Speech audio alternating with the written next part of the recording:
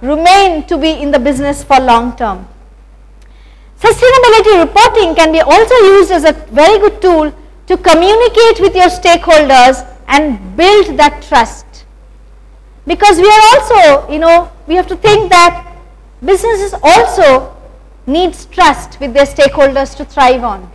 And therefore, if a sustainability report can give credible information back to the stakeholders, your trust gets built. And it has to be a two-way process. Most often, from my experience, what I have seen is sustainability reports are made and they are put up on the website without a feedback mechanism. And this is where companies lose the opportunity of getting feedback on their performances. This is actually becoming part of the due diligence, the modern due diligence, and therefore all these stakeholders, be it customers, employees, shareholders, governments, financiers, association, community and peers, and NGOs, they all look at sustainability reports. I wanted to share with you how sustainability reports are getting linked to financial markets. You will see all these investor groups who have trillions and billions of investment portfolios. They are all now trying to pull out information from sustainability reports and getting to know, how do I decide on my investment destinations? If I have to make a long-term investment, how do I decide? And therefore, environmental and social and governance issues are becoming part of that assessment procedures to chart out your investment destinations. These are the PRI, Principles for Responsible Investment within the United Nations. They have over 650 signatories, and they have so many, these kind of, you can see from here that more than 600 signatories and $18 trillion of investments, lying there. What PRI has done is, they are now looking for sustainability reports to give them information on making those, serious investment decision making plans. Sustainability reports could be also looked at, how do I identify my economic, environment and social aspects both upstream and downstream, and how do I actually look at what are my most material issues. The most material issues talk about, if I have the 79 aspects or indicators, do I actually start reporting on all the 79, or do I need to work smartly? And the idea is, GRI guidelines gives the 79 indicators because it's a generally applicable guidelines and framework. But that does not mean all the 79 indicators are equally important to a business organization located in a particular region or working in a particular operational conditions. And therefore, the issue here is, a smart organization will always identify its most material issues. Now, in a financial report, there is a principle called principle of materiality.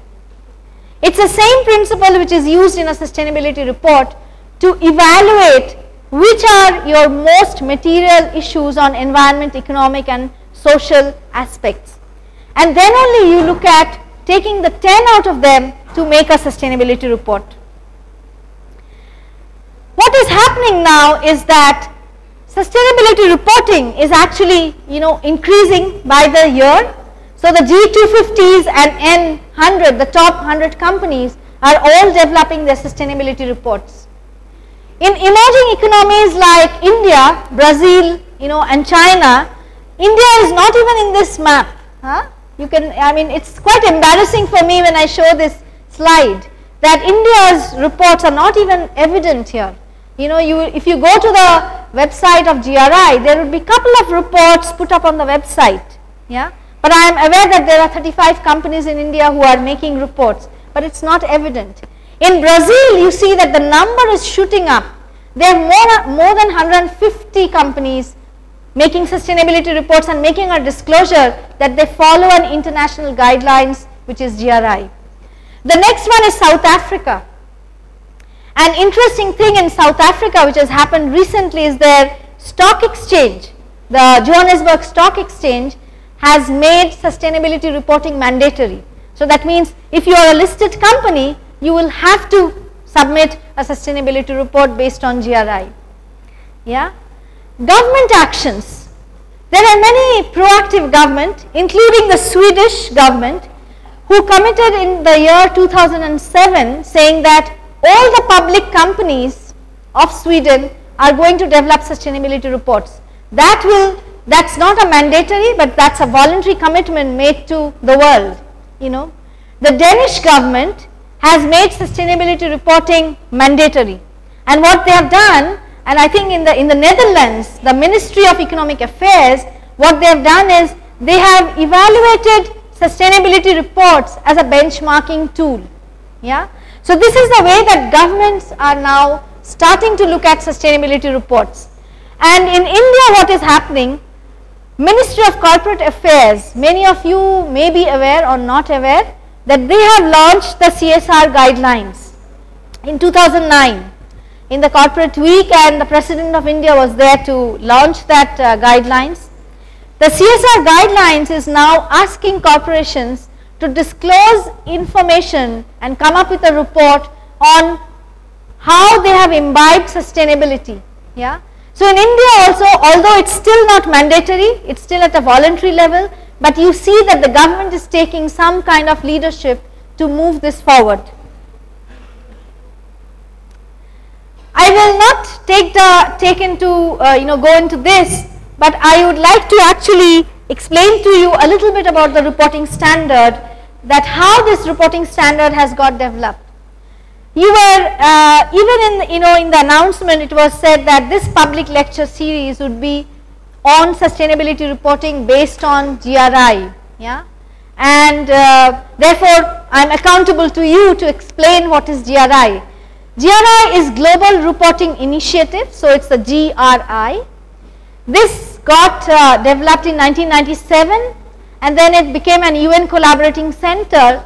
But who actually designs the framework and the sustainability reporting guidelines? There are about 20,000 individuals and institutions in the world who contribute to the guidelines development.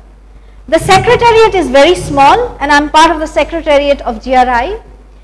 This consists of only 50 people located in Netherlands, because when GRI became an independent institution, it went through a global bidding process, and Netherlands government won the bidding process, saying that we would like to host GRI in our country.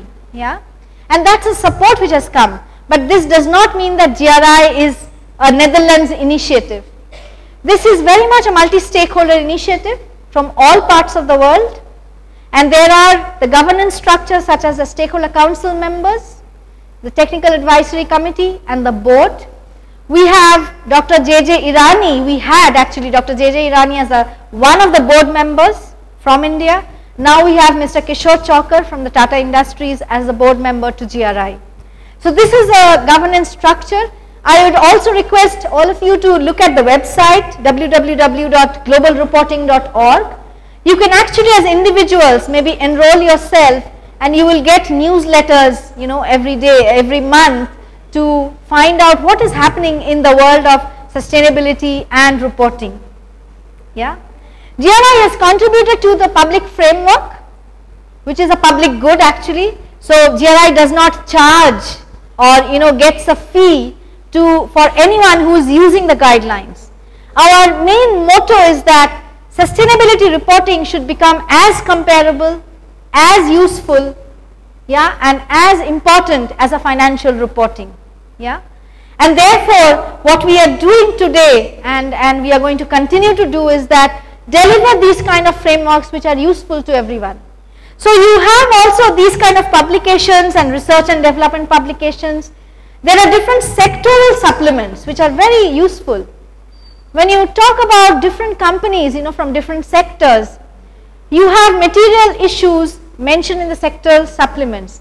So we have the generally applicable GRI guidelines, and there are sector supplements which will give you more information on what are the key sustainability risks and opportunities for that particular sector.